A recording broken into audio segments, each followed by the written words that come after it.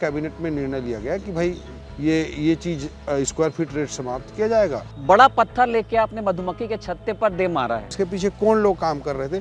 तो निश्चित रूप से एक बड़ा सिंडिकेट था। लबोलुआब ये है कि बैंक लोन फ्रॉड बढ़ जाएगा। तो बिना जानकारी के आरोप प्रत्यारोप के आदरणीय पूर्व मुख्यमंत्री जी आरोप प्रत्यारोप लगा रहे थे। छत्तीसगढ़ सरकार के एक फैसले के बाद सूबे में हंगामा मच गया है। दरअसल राज्य सरकार ने जमीन की गाइडलाइन दरों को बढ़ा दिया है और इन दरों के बढ़ने के बाद राज्य के अलग अलग हिस्सों में प्रदर्शन भी हो रहे हैं।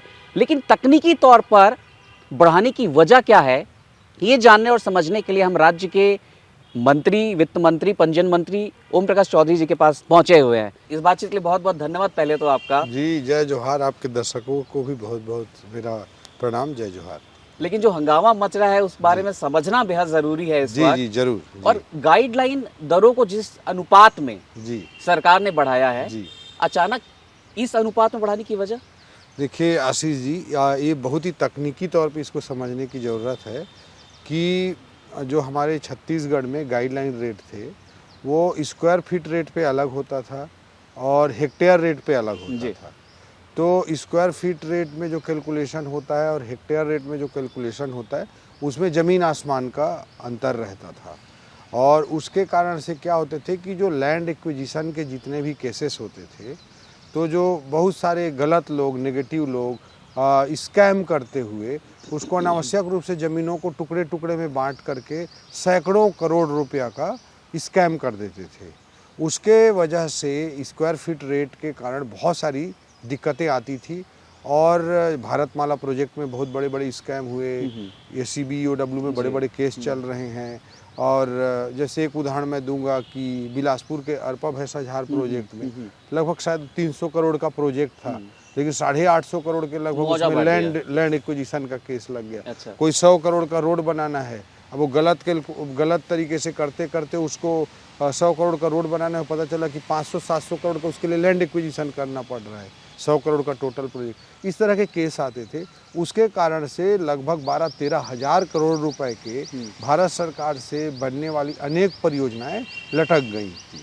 तो उसके संदर्भ में आदरणीय मुख्यमंत्री जी के संज्ञान में बात आई, आदरणीय PWD विभाग को देख रहे हमारे उप मुख्यमंत्री अरुण साव जी के संज्ञान में बात आई। तो फिर कैबिनेट ने निर्णय लिया कि भाई चीफ सेक्रेटरी साहब की अध्यक्षता में एक कमेटी गठित करनी चाहिए। चीफ सेक्रेटरी साहब की अध्यक्षता में कमेटी गठित की गई। पंजीयन विभाग के अधिकारियों के साथ, कर्मचारियों के साथ, अलग अलग स्टेक होल्डर के साथ उन्होंने अलग तरह से ये कमेटी दरों के निर्धारण के लिए था। ये कमेटी, ये जो समस्या आ रही थी इन समस्याओं उसके लिए कि भाई एक स्क्वायर फीट रेट आ जा रहा है, लैंड एक्विजिशन नहीं हो पा रहे हैं, भारत सरकार के 13,000 करोड़ के प्रोजेक्ट रुक जा रहे हैं, तो उसके लिए क्या करना है, इसके लिए वो कमेटी थी। तो उसने सब प्रकार से अध्ययन किया और ग्रामीण क्षेत्रों के लिए स्क्वायर फीट रेट को समाप्त किया। तो उसी तारतम्य में कैबिनेट में निर्णय लिया गया कि भाई ये चीज़ स्क्वायर फीट रेट समाप्त किया जाएगा। और उससे क्या होगा कि भाई अब जहाँ पे एक्चुअल में स्क्वायर फीट पे किसी को मुआवजा मिल रहा था, स्क्वायर फीट पे रेट कैलकुलेशन किसी को ज़मीन अधिग्रहण में मुआवजा मिल रहा था, उसका तो अगर स्क्वायर फीट रेट ख़त्म हो जाएगा तो एकाएक उसका वैल्यू कम हो जाएगा। इस दृष्टिकोण से हेक्टेयर रेट पे उसको बैलेंस करने के लिए कुछ जगहों पे 200-300% तक की वृद्धि करनी पड़ी थी। तो अगर आपको जो भारत सरकार के प्रोजेक्ट्स हैं, जो लैंड एक्विजिशन है, उसको भी देखना है, तो इस प्रकार से कुछ जगहों पे ये चीज़ हुआ है। दूसरा चीज़ जो मेजर हुआ है इंक्रीमेंटल का, कि इंक्रीमेंटल का जो एक प्रावधान है कि इंक्रीमेंटल में जैसे पहले क्या होता था कि नगर निगम क्षेत्रों में 50 डिसमिल से ऊपर की ज़मीन है तो उस पर हेक्टेयर रेट लगता था। नगर पालिकाओं में 37 डिसमिल से ऊपर का रेट है तो उस पर हेक्टेयर रेट लगता था। नगर पंचायतों में 25 डिसमिल से ऊपर का ज़मीन है तो उस पर हेक्टेयर रेट लगता था, उससे नीचे स्क्वायर फीट रेट लगता था। तो इस कैलकुलेशन के कारण क्या होता था कि किसी का मान लीजिए 40 डिसमिल ज़मीन है नगर निगम क्षेत्र में, तो उसका जो वैल्यूएशन होता था वो 60-70 डिसमिल के वैल्यूएशन से ज़्यादा होता था। अच्छा। 70-80 डिसमिल जमीन का वैल्यूएशन 40 डिसमिल के ज्यादा हो गया से कम हो जाता था। 70 डिसमिल का वैल्यूएशन 40 हो जाता था, 40 ज्यादा हो जाता था। 40 का ज़्यादा हो जाता था, जो कि प्राकृतिक न्याय के किसी भी सिद्धांत के तहत उपयुक्त नहीं है। इस दृष्टिकोण से इंक्रीमेंटल व्यवस्था को लागू किया गया और 15,000 स्क्वायर फीट तक से ऊपर का मतलब कोई भी जमीन हो 15,000 फीट तक स्क्वायर फीट पे रेट लगेगा। ये स्क्वायर फीट है, उसके ऊपर हेक्टेयर रेट लगेगा। यही तकनीकी तौर पर लोग समझना चाह रहे हैं कि हाँ, जो कैलकुलेशन आ रहे हैं कि भाई 5 गुना बढ़ गया, 7 गुना बढ़ गया, 8 गुना बढ़ गया, ये 1 एकड़ वाले 2 एकड़ वाले कैलकुलेट कर करके बोल रहे हैं। तो उस पे 1 एकड़ का कोई जमीन है तो पहले उस पे पूरे 1 एकड़ पे हेक्टेयर रेट लग जाता था, और अभी जो इंक्रीमेंटल है उस पे पहले 35 डिसमिल पे मतलब 15,000 स्क्वायर फीट पे स्क्वायर फीट रेट लगेगा, बाकी 65 डिसमिल जो जमीन है उस पर हेक्टेयर रेट लगेगा। तो उसके कारण से 1 एकड़ के कैलकुलेशन में जो पहले केवल हेक्टेयर रेट में देते थे वो बोल रहे हैं कि इतना गुना बढ़ गया, उतना गुना बढ़ गया करके, जबकि 40 डिसमिल का उस समय कैलकुलेशन करते, 40 डिसमिल का कैलकुलेशन करते, उसकी तुलना में 80 डिसमिल का भी कैलकुलेशन कम बैठता था। तो इस तरह की विसंगतियां थी जिसको एक रिफॉर्म के तहत ठीक करने का प्रयास किया गया है। मैं ये जरूर मानता हूँ कि इस सारे प्रक्रिया में इसके अलावा एक जो मेजर बात था, और मैं बता दूं कि वो कंडिकाओं के संबंध में था कि हमारे छत्तीसगढ़ में लगभग 10,000 अलग अलग प्रकार की कॉम्प्लिकेटेड जटिल कंडिकाएं बनाकर रखी गई थी ताकि लोग भ्रष्टाचार कर सकें। विभाग के 10,000 से ज्यादा कंडिकाएं, 10,000 से ज्यादा पंजीयन विभाग कंडिकाएं थी। केवल रायपुर में 1500 से ऊपर कंडिकाएं थी, जबकि आप नोएडा को जाकर देखेंगे तो नोएडा में बड़ी मुश्किल से 40-50 कंडिकाएं हैं नोएडा जैसे शहर में। हमारे रायपुर में 1500 से ऊपर कंडिकाएं हैं। एक रोड में अगर आप जा रहे हैं तो एक रोड के एक किनारे पे अलग रेट है, अलग कंडिका है, उसी रोड के जस्ट सामने में दूसरी कंडिका है। मतलब जमीन के एक साइड में जमीन का रेट मान लीजिए 2,000 रुपये स्क्वायर फीट है और दूसरे साइड पे देख रहे हैं कि 6,000 रुपये स्क्वायर फीट है। ऐसे भी उदाहरण है। आप ये करने वाले कौन लोग थे और ये बरसों नहीं सिंडिकेट काम कर रहा था निश्चित रूप से। एक और उदाहरण दूंगा, जैसे 1 किलोमीटर का मान लीजिए रोड है, एक ही तरह का एरिया है, फिर भी 1 किलोमीटर के रोड में 4 प्रकार के 3 प्रकार के रेट हैं। तो अगर किसी की सेटिंग हो गई विभाग वालों से, कुछ गलत लोगों से, नेगेटिव लोगों से, तो वो लोग सेटिंग करके कम रेट पे के रजिस्ट्री करा देते थे, सेटिंग जिसकी नहीं हुई ज़्यादा रेट पे करा देते थे। तो इन कंडिकाओं को समाप्त किया गया है। उस चक्कर में भी कहीं कहीं का रेट बढ़ा हुआ, ज़्यादा बढ़ा हुआ दिख रहा है टाइप। तो 10,000 जो कंडिकाएं थी उसको रेशनलाइज करते हुए लगभग 5,000 कंडिकाओं पे लाया गया है। तो इस तरह के बड़े रिफॉर्म्स के थे। कंडिकाएं बड़े शहरों के अनुपात में ज़्यादा ही है, अभी भी बहुत ज़्यादा है, बट फिर भी उसको रेशनलाइज करके जहाँ जहाँ बेस्ट कर सकते थे वो किया गया। पूरे छत्तीसगढ़ के लिए 5,000 है। तो कहीं पर कंडिकाएं इस तरह से भी बनी हुई थी कि कहीं पर सिंचित जमीन का रेट कम है, असिंचित जमीन का रेट ज़्यादा है। अच्छा, इस तरह की भी कंडिकाएं थी। तो किसी को फेवर करने के लिए, गलत करने के लिए कुछ भी निकाल दिया जाता था। और जैसा कि आपने कहा कि इसके पीछे कौन लोग काम कर रहे थे, तो निश्चित रूप से एक बड़ा सिंडिकेट था जिसमें गलत प्रकार के नेगेटिव लोग विभिन्न वर्गों से जुड़े हुए थे। और ये लोग मिल करके, क्या इसमें पॉलिटिशियन भी थे, क्या इसमें रियल एस्टेट के बड़े कारोबारी भी थे जी, क्या ब्यूरोक्रेट्स भी थे? अब देखिए ये सारा चीज, जैसे आपको पता है कि बहुत सारे जगहों में ये सारी गलत तरीके बगैर मिली भगत के ऐसा काम हो नहीं सकता, बिल्कुल नहीं हो सकता। और मैं ये कहना चाहूँगा कि जैसे कहीं कहीं पर तो रजिस्ट्री रेट पे में 10 टाइम्स का भी डिफरेंस था। मतलब 1-1 करोड़ की रजिस्ट्री 10 लाख रुपए तक में हो रही थी। तो इस तरह के हालात थे। तो इसके पीछे नेगेटिव किस्म के, निश्चित रूप से वही आदमी इस तरह के हरकतों को करेंगे जिसको कच्चा पक्का का खेल करना है, कच्चा पैसा को खपाना है, वही लोग इस तरह ये बहुत टेक्निकल मुद्दों पर आप आ रहे हैं। कच्चा और पक्का यानी बाजार भाव कुछ और है जी, लेकिन वहाँ पर जो गाइडलाइन दर है वो बेहद कम है जी। एक बड़ी खाई वहाँ पर दिखाई पड़ती थी जी। अब जब नए पॉलिसी को आपने लॉन्च किया है, दरें बढ़ा दी हैं जी, लगता है कि ये गैप खत्म होगा जी। दूसरी बात महत्वपूर्ण इसलिए है क्योंकि रजिस्ट्री के समय एक जो भ्रम इस वक्त फैला हुआ है कि जमीनें महंगी हो गई हैं जी, आम आदमी की पहुंच से बाहर चली गई हैं। ये थोड़ा तकनीकी तौर पर लोग समझना चाह रहे हैं। देखिए जो गुना इतना अंतर है, उतना अंतर है बोला जा रहा है, वो बड़ी जमीनों के लिए बोला जा रहा है। और जो छोटी ज़मीन है उसमें इस तरह का कोई अनायास कोई इस तरह का डिफरेंस, कई गुना का इस तरह का डिफरेंस आपको नहीं मिलेगा। एक कैलकुलेशन को लोग जैसे 1 एकड़ का कैलकुलेशन करेंगे तो आपको कई गुना बढ़ा हुआ कहीं दिख सकता है, लेकिन कहीं 5,000 स्क्वायर फीट के लिए उठाएंगे तो ऐसा चीज़ रेयरेस्ट दिखेगा। और मैंने क्रेडाई के साथ बैठक की, मैंने रियल इस्टेट वाले लोगों के साथ बैठक की, मैंने कई ब्रोकर एसोसिएशन के साथ बैठक की, चैम्बर ऑफ कॉमर्स के साथ बैठक की, और मैंने ये भी कहा है साफ तौर पर कि इतने सारे रिफॉर्म अगर हुए हैं तो हो सकता है 2-5% एरिया में कुछ अव्यवहारिक तरीके का हो गया होगा, तो उसको ठीक करने के लिए विभाग और सरकार ओपन माइंडसेट के साथ यानी अब सरकार रिवैल्यूएशन किया की है। बात कर रहे हैं, अगर कहीं अगर गुंजाइश यदि होगी, निश्चित कहीं रूप से error होगा। कहीं पर एरर होगा, कहीं पर बहुत अव्यवहारिक होगा, जो उसको हम पूरी तरह से ठीक करने के लिए भी ओपन माइंडसेट के साथ तैयार बैठे। दूसरा चीज़ मैं पक्ष में बताना चाहूँगा कि ये जो मतलब जब गाइडलाइन रेट की तुलना में मार्केट रेट एकदम ज़्यादा हो जाता है तो उसका नुकसान किसको होता है, कैसे होता है, मैं 3 उदाहरण देना चाहूँगा। एक उदाहरण है मान लीजिए किसान का। किसी किसान की ज़मीन को किसी उद्योगपति को या सरकार को मान लीजिए सड़क बनाने के लिए, नहर बनाने के लिए, या किसी उद्योगपति के लिए मान लीजिए अधिग्रहण हो रहा है, तो उसके लिए जब अधिग्रहण हो रहा है तो गाइडलाइन रेट जो होता है तो अगर वो एकदम कम है तो उसके लैंड एक्विजिशन में, भू अधिग्रहण में उसका मुआवजा तो उसी अनुपात में कम बनेगा। तो उसके कारण 2016-17 से पिछले 8-9 सालों से गाइडलाइन रेट नहीं बढ़ा था, तो उसके कारण से जो किसानों को मुआवजा मिलता था उसमें भारी समस्या आ गई थी। ये जो मेजर प्रॉब्लम था।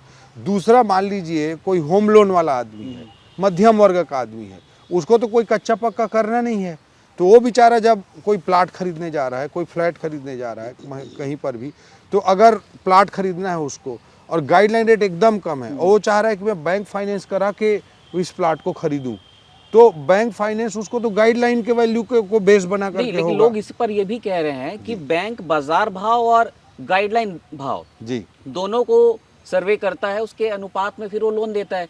कभी कभी किसी जमीन पर 80-80% तक बैंक लोन दे देता है। हाँ। तो ये जो क्लैरिटी जो नहीं है इस पर, जी, मैं ये कहना चाहता हूँ आशीष जी कि जैसे भाई ठीक है, एक बेस तो गाइडलाइन को बनाएगा ना बैंक, स्वाभाविक ठीक है, मार्केट रेट का उसका सर्वे जो बोल रहा हो, ठीक है, लेकिन गाइडलाइन को भी एक रेट तो बनाएगा एक बेस, और एक बेस उसको बनाएगा तो गाइडलाइन रेट तो ऊपर रहेगा, तो उसको वैल्यूएशन में मदद तो मिलेगी ही मिलेगी। मिडिल क्लास आदमी को, उसको तो कोई कच्चा पक्का नहीं खरीदना है, उसको अपने उसी सैलरी के पैसे से लाल भाजी भी खरीदना है, उसी सैलरी के पैसे से बेचारे को बचत करके प्लॉट भी खरीदना है। तो अगर गाइडलाइन वैल्यू उसका बेहतर होगा तो उसको वैल्यूएशन में मदद मिलेगी। प्रदेश की 68% रजिस्ट्री गाइडलाइन रेट से ऊपर हो रही थी।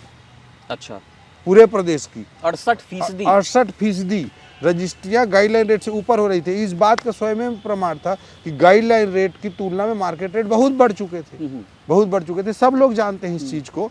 तो ये होम लोन की दृष्टि से भी बेहतर होगा। मान लीजिए आपका ही कोई प्लाट है, आज उसके एवज में आप कोई लोन लेना चाहते हैं और गाइडलाइन रेट 8 साल 10 साल से नहीं बढ़ा है, अब बैंक में लोन मांगने जाएंगे तो गाइडलाइन को ठीक है मार्केट सर्वे करके कुछ एक आधार बनाएगा, लेकिन गाइडलाइन को भी तो एक आधार बनाएगा कोई भी बैंक वाला। तो आपको मान लीजिए कोई दूसरा बिजनेस करना है, दूसरा काम करना है, तो भी उसके एवज में मान लीजिए आप लोन लेना चाहते हैं, एक मिडिल क्लास का आदमी, एक सामान्य आदमी या एक बड़ा बिजनेसमैन आदमी भी, तो भी वो गाइडलाइन रेट कम है तो उसके आधार पर लोन भी उसको कम मिलेगा। तो जब दुनिया में सब चीज़ों का रेट बढ़ रहा है तो मेरा ये मानना है कि गाइडलाइन रेट का मार्केट रेट से एकदम कम हो जाना बहुत इकोनॉमी के लिए, लोगों के लिए, किसानों के लिए, मिडिल क्लास के लिए डेंजरस है। और वहीं मार्केट रेट की तुलना में गाइडलाइन का भी बढ़ जाना वो भी रियल इस्टेट के कारोबार के लिए बहुत खतरनाक है।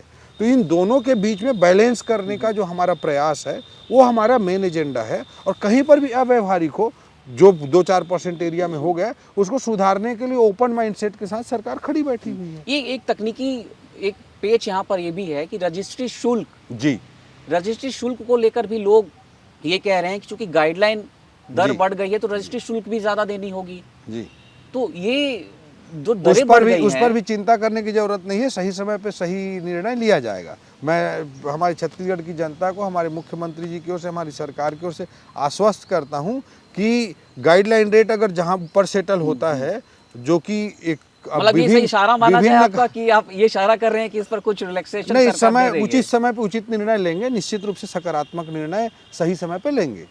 ऐसा नहीं लगता कि जिस तरीके से एक परसेप्शन डेवलप राज्य के भीतर हुआ है गाइडलाइन दरों को बढ़ाने के बाद, जिस तरीके से प्रदर्शन कुछ लोगों ने किया है, जी, एक बड़ा पत्थर लेके आपने मधुमक्खी के छत्ते पर दे मारा है? नहीं, देखिए कोई भी रिफॉर्म करते हैं तो एक तो लोगों को पहले आसानी से सीधा समझ में नहीं आता, क्योंकि बहुत टेक्निकल विषय है। मैं तो काफ़ी अच्छे पत्रकारों को, अच्छे पॉलिटिशियंस को समझाने में मुझे घंटा लगाना पड़ता है। तो एक तो मैंने कहा भाई स्क्वायर फीट रेट को सरकार ने समाप्त किया, उसके कारण भी एक बैलेंसिंग के लिए कहीं ना कहीं बढ़ाने की मजबूरी थी। दूसरा, हर वर्ग का सोचना सरकार के लिए ज़रूरी है कि भाई एक हमको किसानों की भी चिंता सरकार को करनी है, मिडिल क्लास की भी चिंता करनी है, गाइडलाइन रेट अप्रोप्रिएट रहे तो लोन लेने वाले को भी सही रेट मिले उसकी भी चिंता करनी है। एट द सेम टाइम हम रियल इस्टेट का कारोबार भी ठीक तरीके से चले उसको भी सरकार के रूप में, पॉलिसी मेकर के रूप में, नीति निर्माता के रूप में हमको चिंता करनी है। तो कोई भी रिफॉर्म आता है तो उसको समझने में, उसके पूरे रिजल्ट्स आने में लोगों को थोड़ा समय लगता है। मैं इतना कह सकता हूँ कि जितने रिफॉर्म्स हुए हैं ये मिडिल क्लास लोगों के लिए, किसानों के लिए, निम्न मध्यम वर्ग, आय वर्ग के लोगों के लिए कोई उनके लिए पीड़ादायक नहीं होंगे। ये जो कुछ वर्गों के लिए निश्चित रूप से जो नेगेटिव किस्म के लोग होते हैं जिनको कच्चा पक्का खपाना है, बड़े कुछ नेगेटिव ब्यूरोक्रेट होते हैं, नेगेटिव पॉलिटिशियन होते हैं, नेगेटिव बड़े बड़े बिजनेसमैन होते हैं, सभी के लिए मैं नहीं बोल रहा हूँ, लेकिन जो लोग होते हैं कुछ नेगेटिव लोग, उनके लिए ये ज़्यादा पेनफुल है और जो ज़्यादा उल्टा पल्टा करते हैं उनके लिए ज़्यादा पेनफुल है। उसके बाद भी मैं बोल रहा हूँ कि हमको सब सेक्टर की चिंता करनी है, किसान की भी, मिडिल क्लास की भी, रियल इस्टेट कारोबारी साथियों की भी, वो भी इकोनॉमी के और प्रदेश के अभिन्न हिस्से हैं। तो हम कहीं पर भी अव्यवहारिक हुआ, हमने तो सबको ओपनली बोला है कि जहाँ पर भी आपको लग रहा है कि अव्यवहारिक हो रहा है, 2-5% एरिया में ही ये चीज़ आपको मिलेगा। जो कैलकुलेशन दिखाया जा रहा है वो टेक्निकल तरीके से कोई 1 एकड़ को दिखा रहा है, उसी को आप स्क्वायर फीट 5000 स्क्वायर फीट को उसी जगह कैलकुलेशन करेंगे तो अलग आएगा। तो हम सब चीज़ के लिए ओपन माइंडसेट के साथ सरकार तैयार है और कहीं पर भी जो अव्यवहारिक टाइप का रिजल्ट आ रहा है उसको ठीक करने के लिए भी हम तैयार हैं। ये आप जोर दे रहे हैं, इस चीज को मान भी रहे हैं कि कहीं कहीं यदि अव्यवहारिक इतने बड़े रिफॉर्म जब हुआ है तो उस बीच में 2-5% एरिया में अव्यवहारिक हो सकता है। फ्रेम भी आपने तय किया होगा बतौर मंत्री की, इतने वक्त, इतने मियाद के भीतर भीतर जो चीजें हैं, जो सुधारने वाली चीजें हैं, वो सुधार ली जाएंगी। मैं डेली बेसिस पर चेंबर के साथ, ब्रोकर एसोसिएशन के साथ, रियल इस्टेट एसोसिएशन के साथ, क्रेडाई के साथ, मैं जब भी आ रहे हैं लोग, मैं जब भी समय मांग रहे हैं मैं समय दे रहा हूँ, मैं अपनी ओर से भी उनको बुला रहा हूँ और लोग सहमत होकर जा रहे हैं। निश्चित रूप से आप उनसे चर्चा कर सकते हैं कि जो चर्चाएं हुई है और निश्चित रूप से सकारात्मक दिशा में चर्चा हो रही है। और इतना मैं कह सकता हूँ कि सबके मन में मतलब बहुत ही क्लैरिटी आ रही है और हम लोग लगातार संपर्क में हैं। और जो मेजर हमने स्टेप लिया है कि पहले 1 अप्रैल को वित्तीय वर्ष चालू होता था तब इस तरह के निर्णय लिए जाते थे, इस तरह के निर्णय तब लिए जाते थे, हमने इसको भी संशोधन करके कर दिया कि एक सतत प्रक्रिया होगी, एक सतत प्रक्रिया होगी, कभी भी हो सकता है। तो हमने ये कहा कि भाई जो जितना चीज़ समझ में आता जा रहा है उसको हम बहुत तेज़ी से रिफॉर्म करने के लिए, सुधार करने के लिए तैयार है। इसमें कोई मुहूर्त 1 अप्रैल का इंतजार करने की ज़रूरत नहीं है। एक सतत, एक वन टाइम ईयर का प्रोसेस ना होकर के सतत प्रक्रिया होगी, ये भी व्यवस्था की जा चुकी है। एक और सवाल उठ रहा है लोगों के बीच से जी, और इसका जवाब भी जरूरी हो जाता है। लोग ये कह रहे हैं कि पिछली सरकार ने 30% की छूट दे दी, पिछली सरकार ने 5 डिसमिल से छोटे प्लॉट की रजिस्ट्री खोल दी, उस पर भी रोक लगी। नई सरकार में छोटे प्लॉट रजिस्ट्री पर रोक लगा दी गई। इसका कितना ज्यादा इम्पैक्ट असेसमेंट आप लोग ने किया है, वो भी तब जब कलेक्टर गाइडलाइन को आपने बढ़ाया है? जी, मैं 2 पक्षों पे आपको रखना चाहूँगा आशीष जी। जो है कि आपने 5 डिसमिल का विषय रखा है, उसमें मैं स्पष्ट करूं कि वो राजस्व विभाग का विषय होता है, पंजीयन विभाग का विषय नहीं होता है।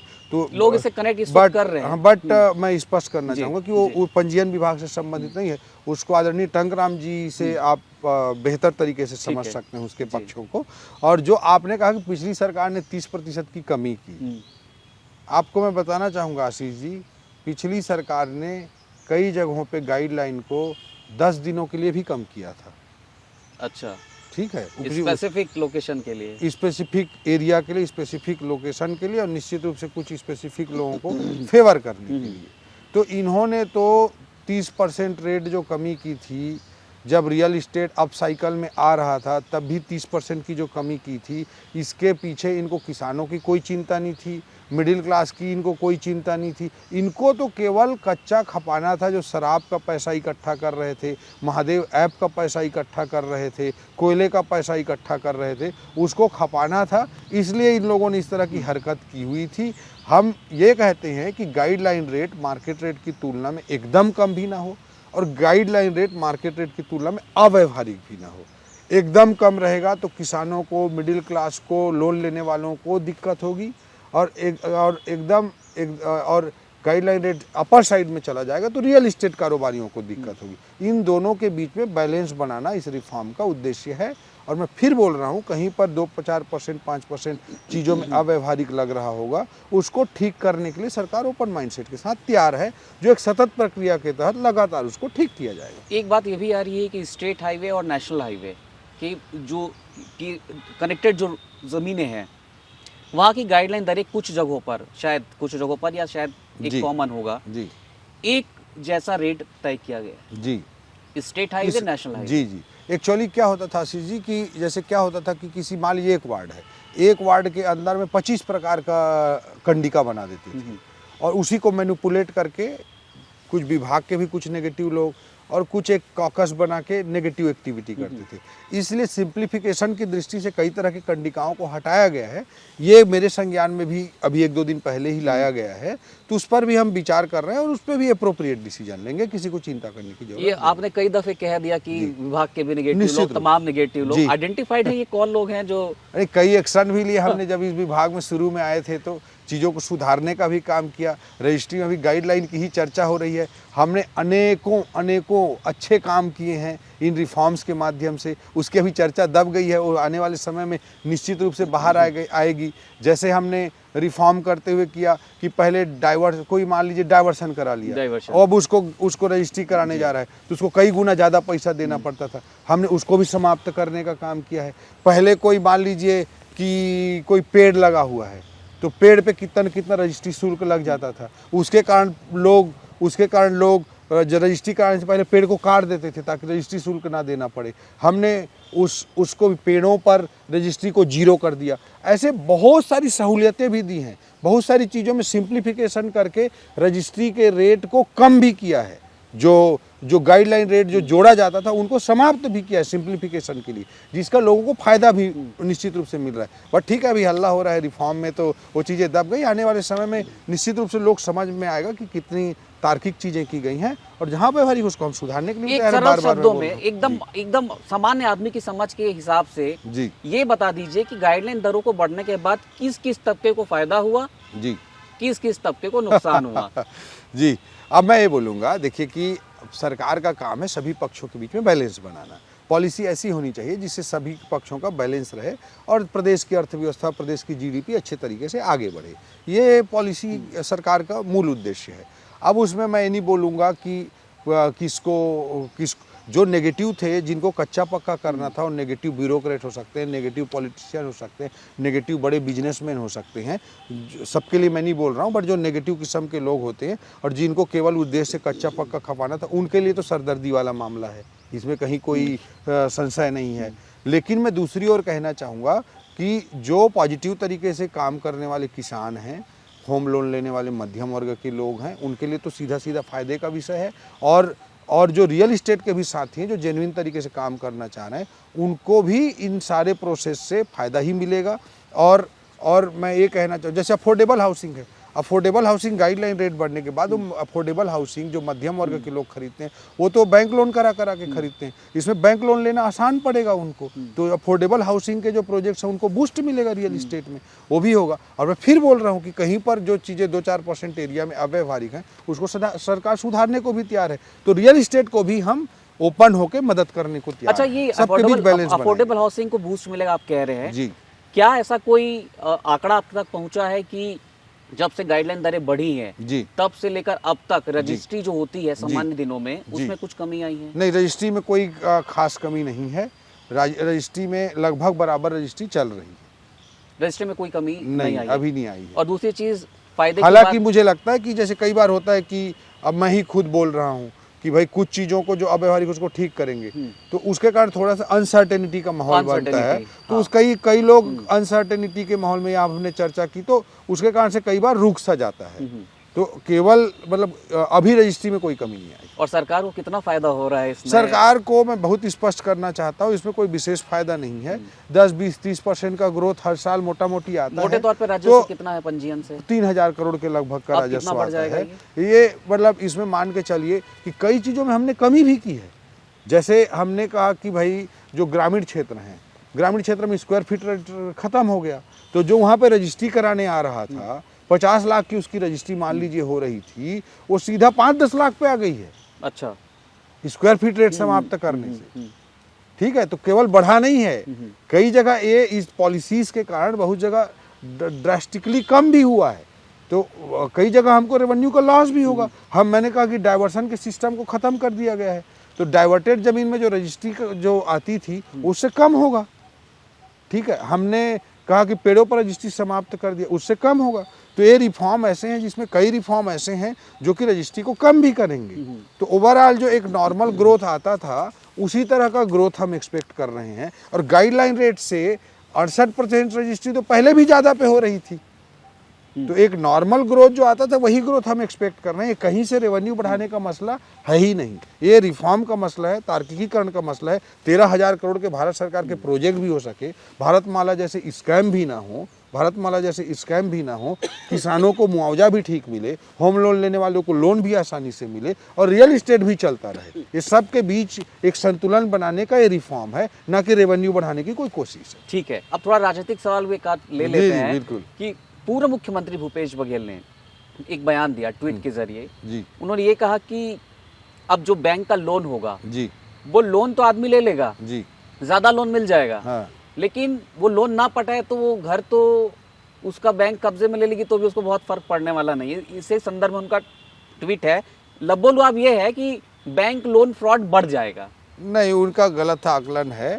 पहले तो बता दूं, वो जब मैं वीडियो देख रहा था सोशल मीडिया में, वो कैमरे के सामने है और कहीं मोतीमपुर या किसी जगह का ऐसे बगल में पूछ रहे हैं, हाँ कितना बढ़ा है, कैमरे में आप देख लीजिएगा। ठीक है, तो बिना जानकारी के आरोप प्रत्यारोप के आदरणीय पूर्व मुख्यमंत्री जी आरोप प्रत्यारोप लगा रहे थे। एक तो मैं बोलूँगा, दूसरा उन्होंने मोतीमपुर का जो उदाहरण दिया है वो पूरा उन्होंने झूठ बोला है।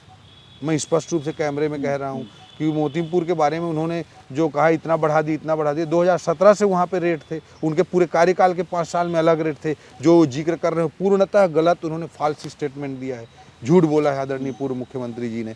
तो इस तरह की चीज़ें हैं। दूसरा चीज़ आप बोल रहे हैं, मैं बोल रहा हूँ कि गाइडलाइन रेट में आप भी जानते हैं कई जगह 10-10 गुने का अंतर था। अब मान लीजिए 2 गुना, मान लीजिए 100 का 10 रुपये गाइडलाइन था, अब मान लीजिए बढ़ को 20-30 रुपये अभी कहीं पर हो गया है। तो उससे ऐसा क्या फ्रॉड हो जाएगा, उसका मार्केट रेट तो 1 करोड़ के आसपास ही है। तीसरा, आपने खुद ही कहा कि भाई बैंक, कोई भी बैंक है लोन देने के पहले तो दोनों चीज़ों का आकलन करती है, गाइडलाइन रेट का भी, मार्केट रेट का भी। तो मार्केट रेट मान लीजिए 2-4% जगहों में गाइडलाइन रेट बढ़ा ज़्यादा भी हो गया होगा, तो बैंक तो मार्केट रेट को भी देखकर लोन देगी ना। तो इन सब चीज़ों के मद्देनज़र वो पूरे खोखली बातें कर रहे हैं, कई फैक्चुअल झूठ बोले हैं और कैमरे के सामने बगल में पूछ के कर रहे हैं। तो उनको बिना जानकारी के, बिना इशू को समझे हुए वो अनर्गल बयानबाजी कर रहे हैं। तो चलिए, ये तमाम विषयों पर बातचीत हमने किया है क्योंकि एक जन सामान्य के बीच, आम लोगों के बीच जो गाइडलाइन दर बढ़ी है उसको लेकर कई कश्मकश है, कई सवाल है। उन तमाम सवालों को समझने की कोशिश हमने पंजीयन मंत्री ओम प्रकाश चौधरी जी से की है। कुछ के जवाब मिल गए हैं और कुछ जो जगह ऐसी है जहां रिवैल्यूएशन करने की ज़रूरत है उस पर भी कह रहे हैं कि रिवैल्यूएशन की गुंजाइश है और आने वाले दिनों में उस पर कुछ सरकार फैसला भी ले सकती है। लेकिन बड़ी बात जो निकलकर सामने आई वो बात यह है कि 13,000 करोड़ के आसपास का जो एक बड़ा इंफ्रास्ट्रक्चर राज्य के भीतर डेवलप हो सकता था वो मुआवजे में बड़ी रकम की बंदर बाट के चलते नहीं हो पाया। ऐसे तमाम विषय रहे हैं जिन लेकर सरकार ने गाइडलाइन की दरों में बढ़ोतरी की है, तार्किकीकरण किया है। बढ़ोतरी ही आप मत बोलिए, क्योंकि जहाँ पे स्क्वायर रेट फीट रेट समाप्त करके केवल हेक्टेयर रेट, हाँ, रेशनलाइजेशन किया, ठीक है। कहीं पर जो स्क्वायर फीट रेट को समाप्त किया गया है वहाँ हेक्टेयर में गणना हो रही, तो 50 लाख के जमीन की का जो पहले गणना होता था वो 5 लाख भी हो रहा है। अच्छा तो चलिए ठीक है, बहुत सारे जवाब तो मिल चुके हैं और आने वाले दिनों में गुंजाइश बढ़ेगी बिल्कुल की और भी सवाल निकल कर आएंगे। हम जवाब के लिए फिर से सरकार के मंत्री हैं, वरिष्ठ मंत्री हैं और चूंकि इस पूरे मसले को डील कर रहे हैं और ये मान भी रहे हैं कि गुंजाइश बरकरार है, कुछ चीज़ों पर सरकार आने वाले दिनों में छूट दे सकती है। फिलहाल इंतजार करने की स्थिति है। आज हम दर्शकों के लिए जो सवाल हम तक पहुंचे थे उसका जवाब तलाशने यहाँ आए थे और बहुत सारे जवाब तो मिल भी गए हैं। आगे भी जो गुंजाइश की बात मंत्री के तौर पर कह रहे हैं ओम प्रकाश चौधरी जी, उस पर नज़र होगी और वो भी फैसला सरकार का लोगों के बीच जल्द ही देखने को मिल सकता है।